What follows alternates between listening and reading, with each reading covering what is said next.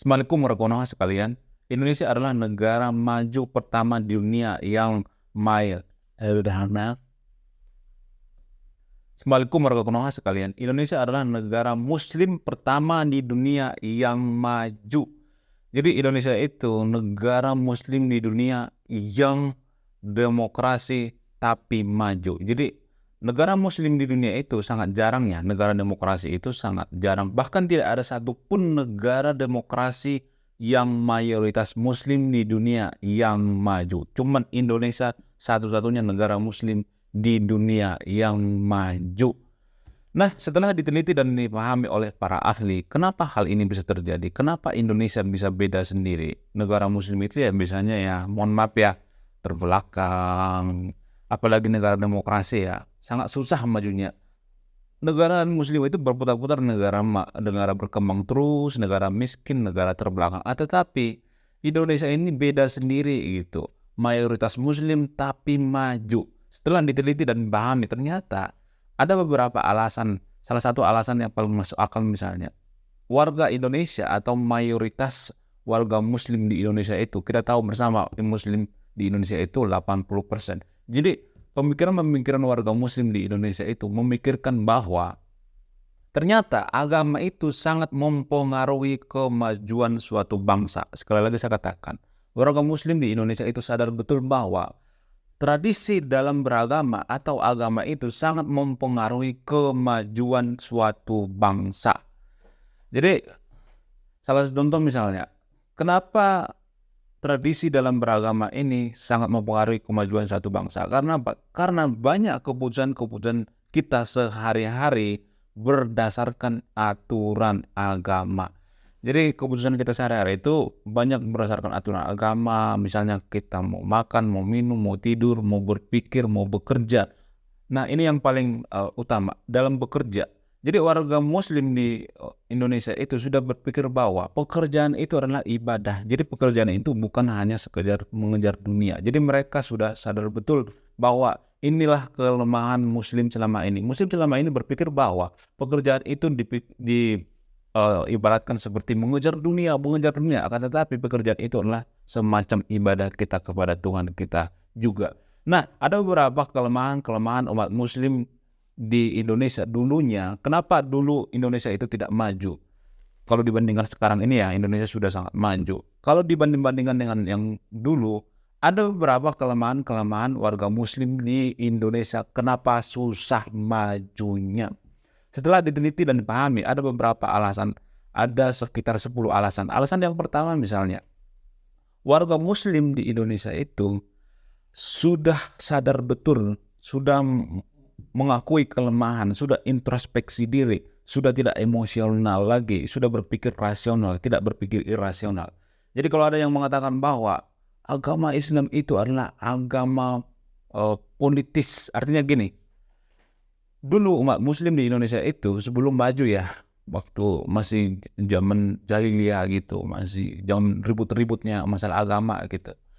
Dulu di Indonesia itu warga muslim itu belum menyadari bahwa agama Islam ini adalah agama politis. Jadi ada istilah yang mengatakan Islam politik. Kenapa saya mengatakan bahwa di Indonesia zaman dulu, ini zaman dulu di Indonesia ya, bukan zaman sekarang, karena Indonesia sekarang ini sudah maju ya.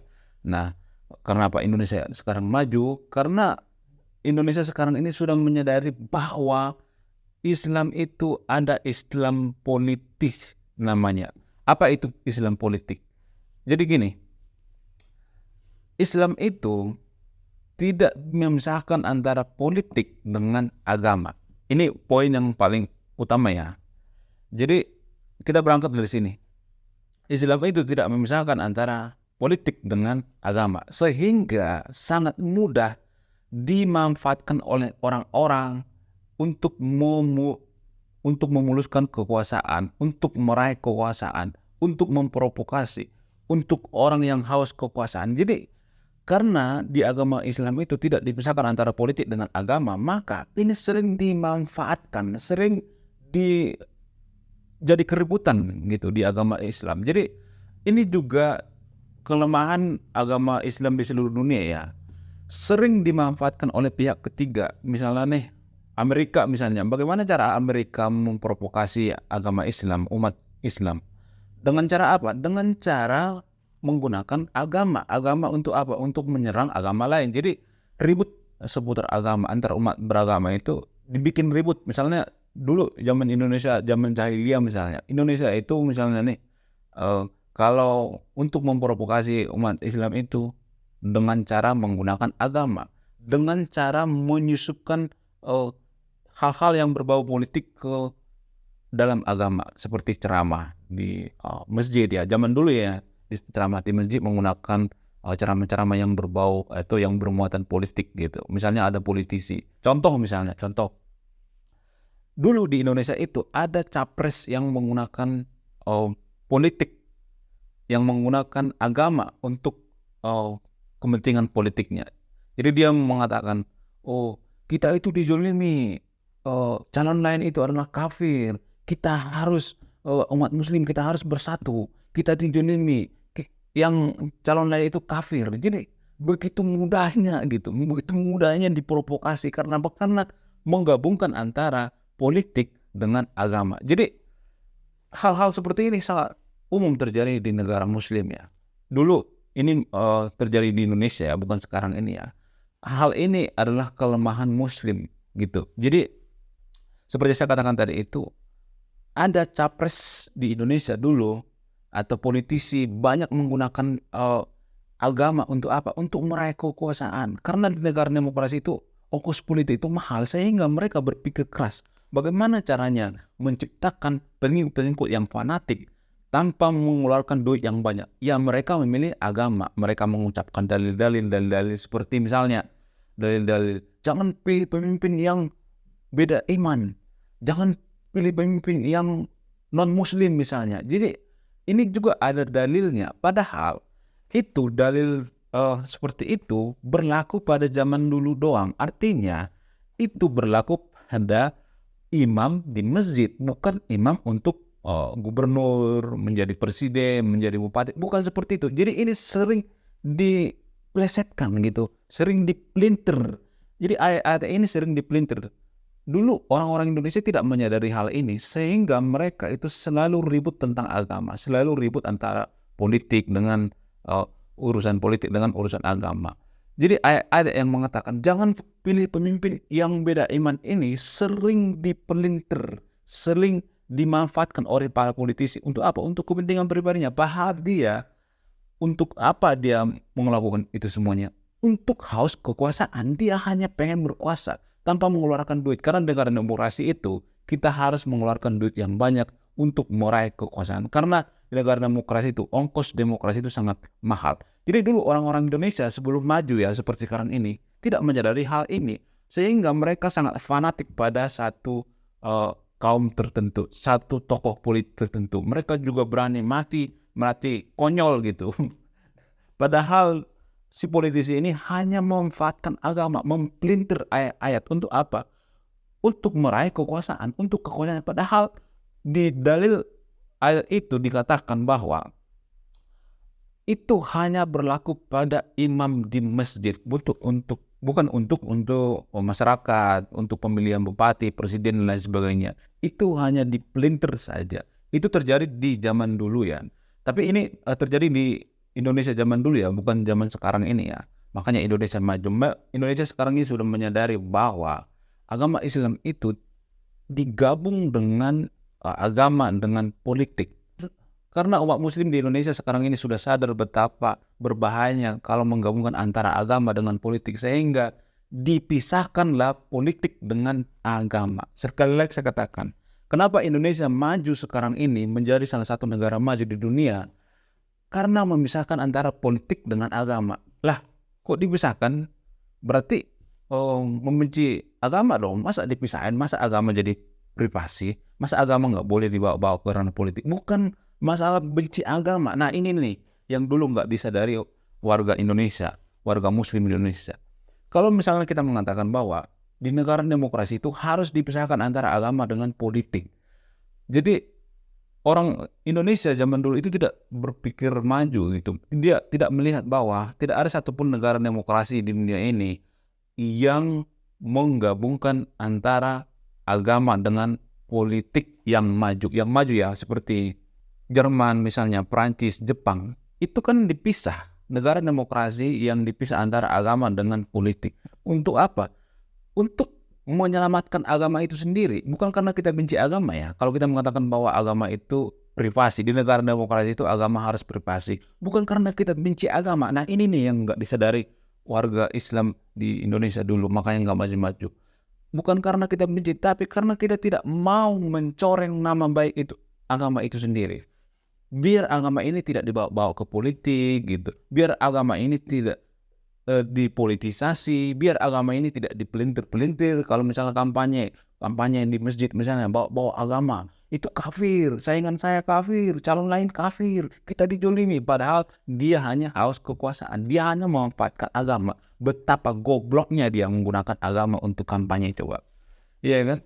Betapa bodohnya kita selama ini mempolitisasi agama. Kita mencoreng nama baik agama itu sendiri. Kita menjadikan agama itu sebagai keset kita, keset politik. Kita kalau mau calon di Indonesia itu selalu menggunakan yang berbau agama, menggunakan topi yang berbau agamis gitu, menggunakan baju-baju yang agamis. Untuk apa? Untuk meraih kekuasaan. Jadi kita menggunakan agama itu sebagai keset gitu. Kita melacurkan agama itu sendiri. Jadi itu alasannya kenapa di negara maju itu memisahkan antara agama dengan politik seperti Jerman, Prancis, Jepang dan lain sebagainya. Kalau misalkan dia tersahabat yang nonton video ini tidak percaya, coba sebutkan satu negara demokrasi yang maju ya, yang tidak memisahkan antara agama dengan politik. Ya kan? Coba, kalau ada yang bisa jawab satu saja, nanti saya transfer 1 juta pulsa ya. Kalau ada satupun, nggak ada satupun negara demokrasi yang maju yang tidak memisahkan antara agama dengan politik. Jadi inilah kelemahan daripada negara demokrasi ya. Karena apa? Karena agama itu sering dipolitisasi, dipelintir untuk apa? Untuk kepentingan pribadinya. Kenapa masyarakat tidak banyak mengetahui ini zaman dulu di Indonesia? Karena apa? Karena mohon maaf ya, IQ kita itu IQ 78, kita tidak bisa berpikir sejauh itu. Kalau kita mengatakan bahwa agama itu harus dipisahkan dengan politik, oh tahu apa kamu tentang agama? Kamu kafir, PKI. Padahal tujuan kita baik untuk menyelamatkan agama itu biar tidak disalahgunakan. Itulah yang tidak disadari orang Islam di Indonesia. Makanya mereka tidak maju-maju. Tapi sekarang sudah menyadari dan itulah alasannya kenapa Indonesia sekarang maju di dunia. Alasan yang kedua, kenapa umat muslim di Indonesia itu sangat maju. Kenapa Indonesia bisa maju seperti sekarang ini adalah karena umat muslim di Indonesia itu sudah menyadari bahwa kelemahan-kelemahan selama ini dulu, yaitu prinsip-prinsip yang mengatakan bahwa pemimpin itu harus seiman, yang penting seiman. Jadi prinsip-prinsip seperti ini sudah lama ditinggalkan oleh orang-orang Indonesia. Dulu mungkin ya orang Indonesia berpikir seperti ini, tetapi sejak Indonesia maju itu, sejak Indonesia sudah menjadi negara maju di dunia, negara-negara yang lain itu belajar ke Indonesia gitu. Muslim-muslim di dunia itu belajar ke Indonesia. Bagaimana kalian bisa maju? Bagaimana caranya kalian bisa maju seperti sekarang ini? Ternyata alasan yang kedua adalah karena orang-orang Indonesia itu sudah menyadari kelemahan selama ini, yaitu prinsip yang mengatakan pemimpin itu harus seiman. Yang penting seiman itu adalah prinsip yang sudah usang, prinsip yang salah, prinsip yang keliru. Padahal itu prinsip itu berlaku pada zaman dulu. Zaman dulu maksudnya waktu di masjid. Jadi imam mereka, pemimpin mereka di masjid itu adalah harus yang seiman gitu. Nggak boleh non-muslim gitu, nggak boleh agama lain. Nah, ini juga sangat berdampak kepada kepemimpinan di Indonesia. Misalnya nih di Indonesia kan sekarang ini kita lihat non-muslim bisa jadi gubernur, jadi bupati, jadi DPR dan lain sebagainya. Tidak ada alasan memilih pemimpin itu hanya karena berdasarkan agama. Gak ada seperti itu. Gak ada.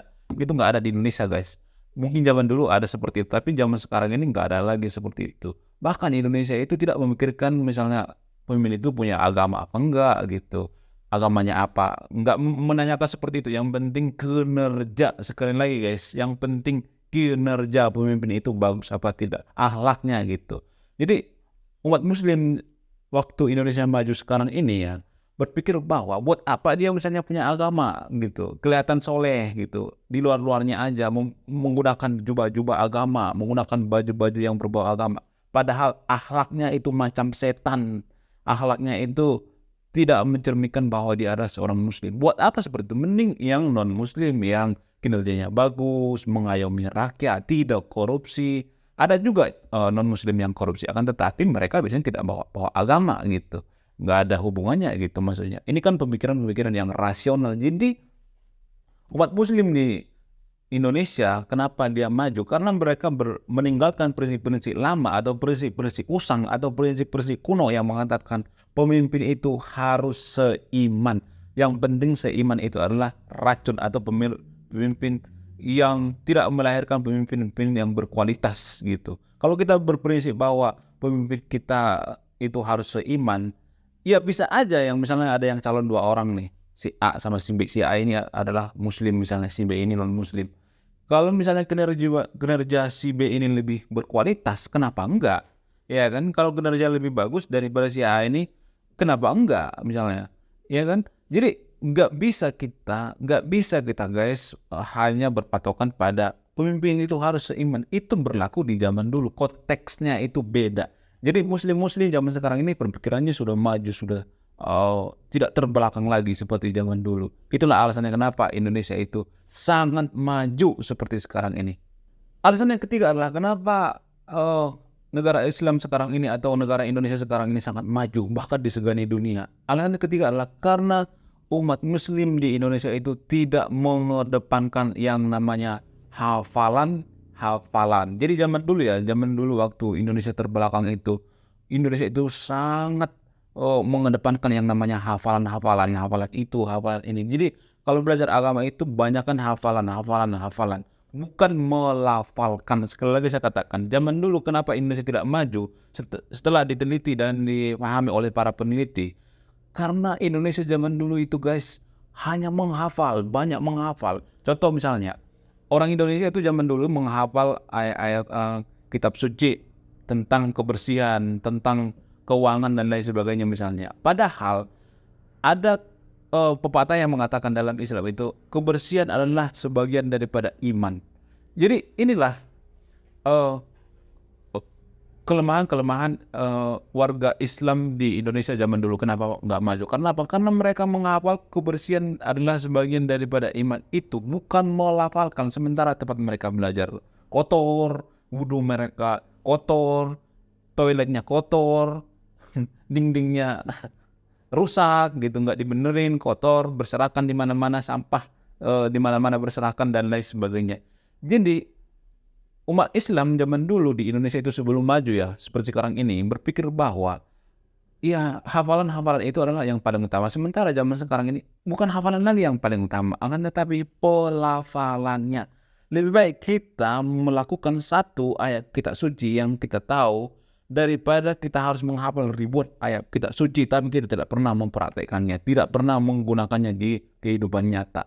Artinya umat muslim zaman sekarang ini sudah lebih maju pemikirannya daripada zaman dulu. Zaman dulu itu kan hafalan. Bahkan masuk universitas juga kalau hafal kitab suci bisa diterima tanpa testing. Itu zaman dulu ya, zaman jahiliyah gitu. Tapi zaman sekarang ini tidak seperti itu lagi. Karena apa? Karena umat Islam zaman sekarang ini mengedepankan toleransi, perdamaian, mengedepankan akhlak dan lain sebagainya. Jadi buat apa kita menghafal banyak kitab suci padahal dikit-dikit kita mengkafirkan kafir, itu bikin negara akan chaos. Jadi pemikiran-pemikiran seperti inilah yang bikin Indonesia sangat maju seperti sekarang ini. Bahkan dunia mengagumi kemajuan Indonesia sekarang ini karena apa? Karena umat muslim di Indonesia itu berpikiran sangat jauh ke depan, sangat canggih gitu. Alasan selanjutnya, alasan keempat, kenapa umat muslim di Indonesia itu maju seperti sekarang ini? Karena umat muslim di Indonesia sekarang ini sudah meninggalkan atau pemuka-pemuka agamanya tidak lagi menggunakan tema-tema selangkangan saat khotbah. Jadi zaman dulu waktu Indonesia belum maju ya, seperti sekarang ini ya. Zaman dulu itu pemuka-pemuka agama itu dikit-dikit ngomong selangkangan, khotbahnya selangkangan mulu. Jadi nggak jauh-jauh dari selangkangan, topiknya nggak jauh-jauh dari selangkangan. Dan itulah alasannya kenapa zaman dulu di Indonesia itu banyak para pemuka-pemuka agama, oknum-oknum pemuka agama yang memperkaos santriwatinya, yang banyak melakukan, pelecehan-pelecehan dan lain sebagainya. Ada oknum-oknum seperti itu, banyak gitu. Jadi, ini bisa dibilang oknum karena, tidak lebih dari satu gitu. Kalau ada yang mengatakan bahwa yang melakukan memperkaos santrinya itu lebih dari satu, itu hanya hoaks hoaks hoaks hoaks hoaks. Itu hanya oknum oknum oknum. Walaupun 80% melakukan seperti itu, dulu umat muslim di Indonesia itu waktu sebelum maju, walaupun 80% melakukan hal seperti itu hanya oknum. Jadi mereka dulu berdalih bahwa itu hanya oknum gitu. Jangan percaya guys gitu. Sementara zaman sekarang ini umat muslim di Indonesia itu sudah introspeksi diri.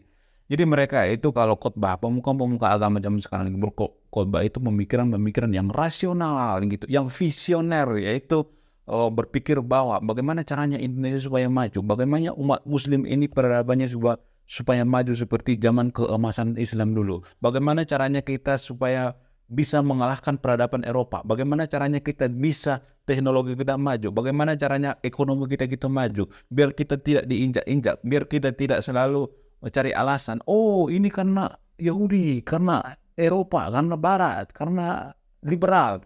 Jadi zaman sekarang ini pemikiran-pemikiran warga Indonesia yang tinggal di Indonesia itu, warga muslim khususnya, menurut saya itu sangat maju. Itulah yang menjadi alasan kenapa Indonesia sangat dikagumi dunia gitu, bisa menjadi negara maju, salah satu negara muslim yang maju di dunia. Karena apa? Karena itu tadi, karena khotbah suka atau tidak suka, khotbah daripada pemuka agama ini sangat berpengaruh terhadap kemajuan suatu negara guys. Mungkin antara sahabat yang nonton video tidak berpengaruh. Karena apa? Karena itu akan langsung masuk ke otak si pendengar, langsung masuk ke pemikiran si pendengar, pola pikir si pendengar.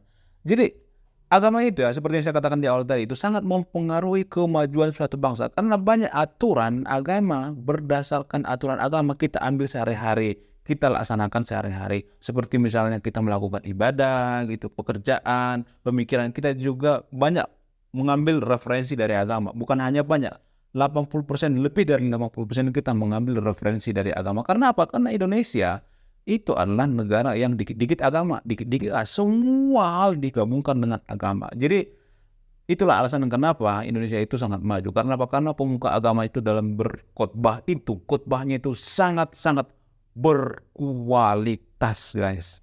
Alasan kelima kenapa Indonesia sekarang ini maju adalah karena warga muslim di Indonesia sekarang ini sudah menyadari bahwa dulu mereka berprinsip bahwa ilmu dunia itu harus dipisahkan dengan ilmu akhirat. Jadi zaman dulu ya, sebelum Indonesia maju ya, seperti sekarang ini ya, mereka berprinsip bahwa ngapain sih kamu belajar matematika, belajar fisika, belajar ekonomi, buat apa? Itu kan nggak ditanya sama malaikat nanti kalau udah di surga.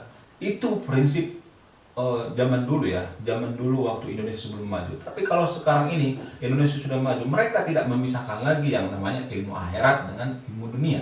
Jadi tidak ada lagi sekarang ini prinsip yang mengatakan, buat apa kamu belajar matematika? Itu kan nggak ditanya malaikat nanti di surga, nggak bakalan ditanya sama malaikat itu nanti kalau misalnya kamu masuk ke surga, itu nggak bakalan.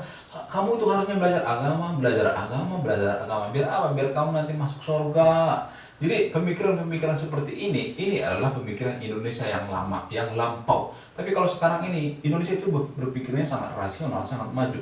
Karena mereka berprinsip bahwa, dulu prinsip kita yang mengatakan bahwa ilmu dunia dengan ilmu akhirat itu tidak bisa, dulu kan dipisah ya, tapi sekarang nggak boleh dipisah. Karena apa? Karena matematika itu juga ilmu dunia guys. Maksudnya gini, walaupun dikatakan bahwa matematika itu adalah ilmu dunia, itu juga termasuk ilmu akhirat juga. Karena apa? Karena gini, kalau misalnya kita membangun jembatan atau membangun apalah arsitek gitu, membangun tower misalnya, atau membangun gorong-gorong misalnya, kita kan butuh yang namanya matematika, perhitungan, bikin jembatan, bikin apanya, ukurannya berapa. Jadi ilmu matematika kita itu kita manfaatkan di dunia nyata.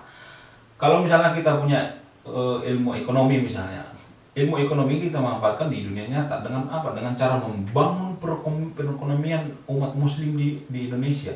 Dengan begini maka umat muslim peradabannya maju.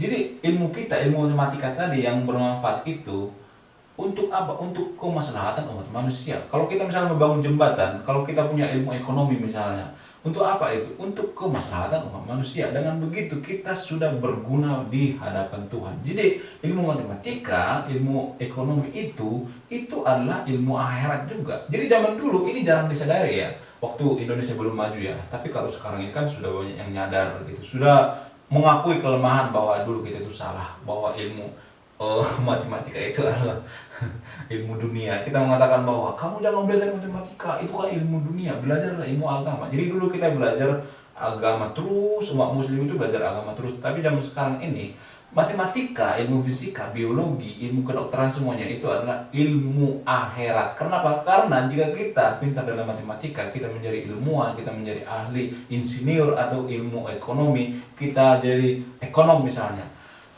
Itu artinya kita akan meningkatkan taraf hidup orang banyak, termasuk umat muslim. Jadi kita berguna di hadapan Tuhan. Itu juga ilmu akhirat kan. Karena apa? Karena kita sudah berguna. Ilmu kita itu bermanfaat. Bukan hanya hafalan-hafalan gitu. Bukan hanya ngomong, oh ngapain kamu belajar ilmu matematika? Itu kan ilmu dunia. Padahal karena kita malas aja sebenarnya. Karena kita kalah bersaing dengan Eropa gitu, dengan orang Barat gitu. Jadi tradisi beragama seperti ini sangat mempengaruhi kemajuan suatu bangsa, termasuk Indonesia. Makanya Indonesia sekarang ini sangat maju karena kita sudah meninggalkan prinsip-prinsip yang sudah kolot itu, prinsip-prinsip yang sudah usang itu. Alasan selanjutnya adalah karena dulu umat Muslim di Indonesia itu kenapa tidak maju ya? Tapi sekarang sudah diakui ya, sudah banyak yang menyadari. Karena ada prinsip yang mengatakan duit tidak dibawa mati. Jadi dulu umat muslim ya, zaman dulu ya, sebelum Indonesia maju seperti sekarang ini ya, umat muslim di Indonesia itu berpikir dulu, ya harta mah kan nggak dibawa mati, ngapain kita mengejar dunia, mengejar harta, yang penting kan akhirat, sehingga bermalas-malasan, nggak mau meningkatkan dirinya sendiri, nggak mau meningkatkan kualitas sendiri. Iya, seperti Cinderella mengharapkan bansos, mengharapkan bantuan dari langit gitu. Jadi itu prinsip-prinsip umat muslim zaman dulu sebelum Indonesia maju ya. Tapi kalau setelah Indonesia maju sekarang ini, mereka berprinsip bahwa ya Nabi juga dan para sahabat Nabi Muhammad juga mempunyai harta triliunan dan dia soleha, dia tidak berfoya-foya, dia memanfaatkan kekayaannya untuk fakir miskin gitu, dia hidup sederhana gitu. Jadi umat muslim zaman sekarang ini berpikir bahwa yang hidup di dunia ini harus kita punya, ya mengejar dunia, maksudnya mengejar dunia karena gini loh maksudnya. Saya agak susah menjelaskan ini ya, saya akan pelan-pelan ya menjelaskannya. Banyak dulu umat muslim di Konoha itu atau di Indonesia itu berpikir bahwa kalau misalnya bekerja misalnya nih pekerjaannya jadi kasir, jadi sopir, jadi karyawan, jadi PNS dan lain sebagainya, jadi guru misalnya. Banyak orang berpikir bahwa pekerjaan jadi guru itu misalnya itu adalah pekerjaan dunia, padahal itu adalah pekerjaan akhirat guys. Jadi ibadah kita yang mengajar itu, ibadah orang berpikir bahwa ibadah kita itu melakukan ritual segala macam, itu adalah semacam ritual yang nggak jadi masalah kita melakukan hal itu. Tapi yang jadi permasalahan adalah karena kita memisahkan, mensekulerkan antara kehidupan atau profesi kita dengan ibadah. Padahal kalau kita misalnya jadi kasir ya, atau jadi sopir ya, sopir bus misalnya, kita bawa penumpang gitu. Jadi pekerjaan kita ini adalah ibadah juga. Dengan apa? Dengan membawa orang dengan selamat, hati-hati di jalan, tidak menerobos lampu merah, tidak ugal-ugalan. Ini adalah bagian daripada ibadah kita. Karena kita melakukan pekerjaan ini adalah ibadah kita. Kita dapat duit, kita bisa menyekolahkan anak kita, ngasih duit ke istri kita. Ini adalah ibadah kita kepada Tuhan juga. Jadi dulu umat muslim di Indonesia sebelum maju itu berpikir bahwa pekerjaan sehari-hari kita itu adalah pekerjaan dunia gitu. Padahal bukan guys, itu adalah pekerjaan akhirat juga. Jadi ini ya susah, saya ngejelasin susah ya. Nanti di antara sahabat yang nonton video ini juga berpikir bahwa oh kamu mah sesat, tidak mengerti agama, oh kamu mah liberal. Bukan guys, coba kita naikkan dulu IQ kita 1 digit juga. Kita naikkan.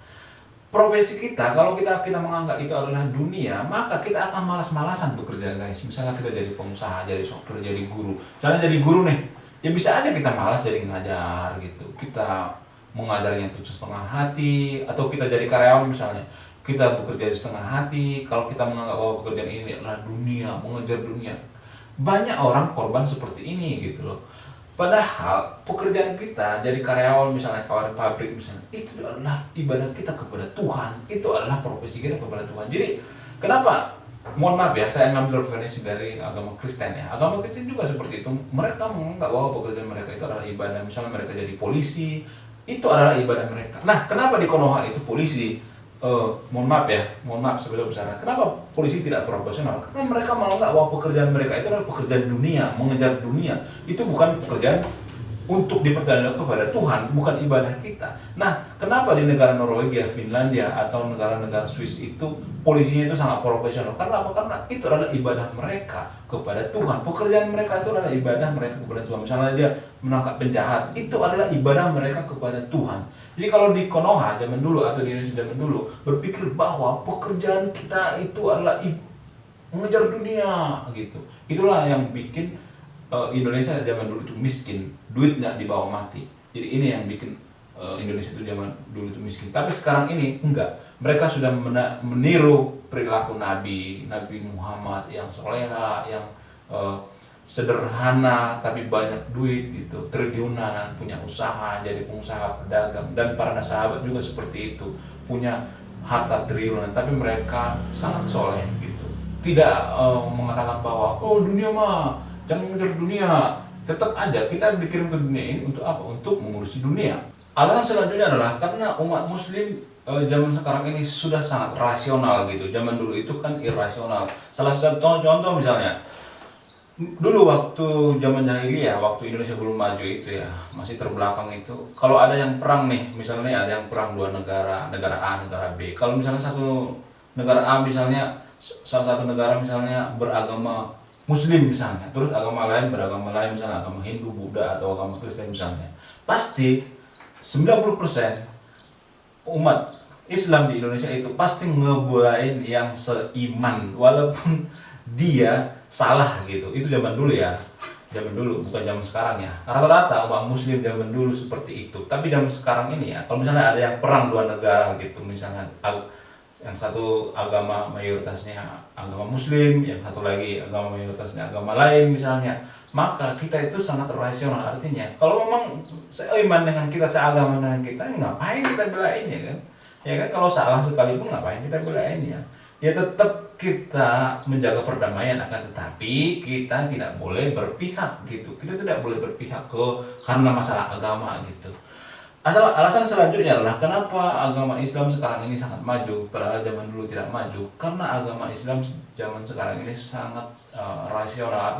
Alasan selanjutnya kenapa di zaman dulu agama Islam itu sangat terbelakang padahal zaman sekarang ini sangat maju. Alasan selanjutnya adalah karena zaman dulu itu ya, dikit-dikit agama, semua hal dikait-kaitkan dengan agama, tapi nggak jadi masalah sepertinya.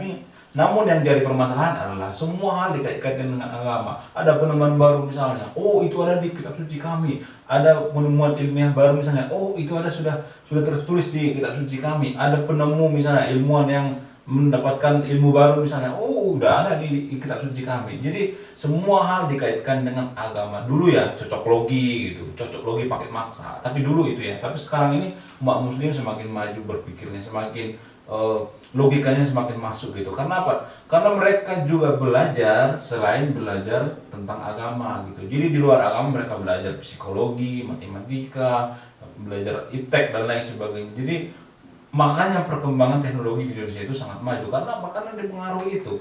Dipengaruhi apa? Karena kita itu belajarnya itu tidak hanya belajar agama. Selain belajar agama juga kita pelajari, karena kita merasa bahwa itu juga ilmu akhirat. Ilmu matematika, ilmu agama itu semuanya ilmu akhirat. Iptek misalnya, kita belajar iptek. Untuk apa? Untuk meningkatkan teknologi Indonesia misalnya. Kita bisa mengolah minyak mentah jadi minyak bersih misalnya, minyak mentah jadi pertalite misalnya, jadi bensin. Kita tidak bergantung lagi sama Singapura misalnya. Dulu kan kita bergantung sama Singapura. Kalau misalnya kita mengolah minyak mentah kita itu kan harus bergantung sama Singapura. Karena pengaruh iptek ini, karena pengaruh dari agama ini juga, karena kita berprinsip bahwa ilmu agama atau ilmu yang lain juga sama aja sih, ilmu akhirat juga gitu. Dengan mempelajari iptek juga itu adalah ilmu akhirat juga. Dan yang terakhir adalah Karena umat Islam zaman sekarang ini sudah sabar gitu, tidak emosional lagi seperti yang dulu. Kalau zaman dulu ya dikit-dikit kafir, dikit-dikit bakar gitu. Ada gereja misalnya, gereja yang nggak punya izin misalnya, diseruduk gitu, dibakar gitu. Misalnya zaman dulu ada yang ibadah misalnya, digerebek gitu, dibubarin paksa gitu. Zaman dulu kan umat muslim kan emosional gitu, mudah diprovokasi gitu, tidak pakai akal gitu. Zaman dulu ya, zaman sebelum Indonesia maju ya. Tapi zaman sekarang saya melihat sudah sangat maju ya pemikirannya, sangat toleransi gitu. Ada orang yang ibadahnya misalnya lagi ada ibadah, mereka menjagain gitu, nggak ngeganggu gitu, mereka toleransinya kuat gitu. Bahkan ya zaman sekarang ini ya, suara-suara seperti toa dalam masjid itu tidak mengganggu lagi, tidak mengganggu orang yang lagi lahiran, lagi teleponan gitu, tidak mengganggu lagi gitu, tidak ada kebisingan gitu. Jadi toa masjid itu digunakan seperlunya saja, untuk internalnya saja gitu, tidak seperti zaman dulu kan, misalnya ada nelpon ribut gitu, halo halo halo halo, nggak kedengaran suaranya gitu. Itu kan zaman dulu, zaman Indonesia sebelum maju. Tapi sekarang ini Indonesia sudah sangat toleransi dengan orang lain, dengan umat lain dan lain sebagainya. Jadi kenapa umat muslim zaman sekarang ini sangat toleransi atau sangat tidak emosional lagi gitu zaman dulu? Kalau zaman sekarang sangat sabar gitu, karena mereka dipengaruhi oleh prinsip-prinsip daripada imam besar bernama Imam Syafi'i yang mengatakan, orang cerdas akan merenung, akan tetapi orang bodoh akan tersinggung. Sekali lagi, Imam Syafi'i pernah berkata, orang cerdas akan merenung, orang bodoh akan tersinggung. Saya Ray Konoha, salam rasional.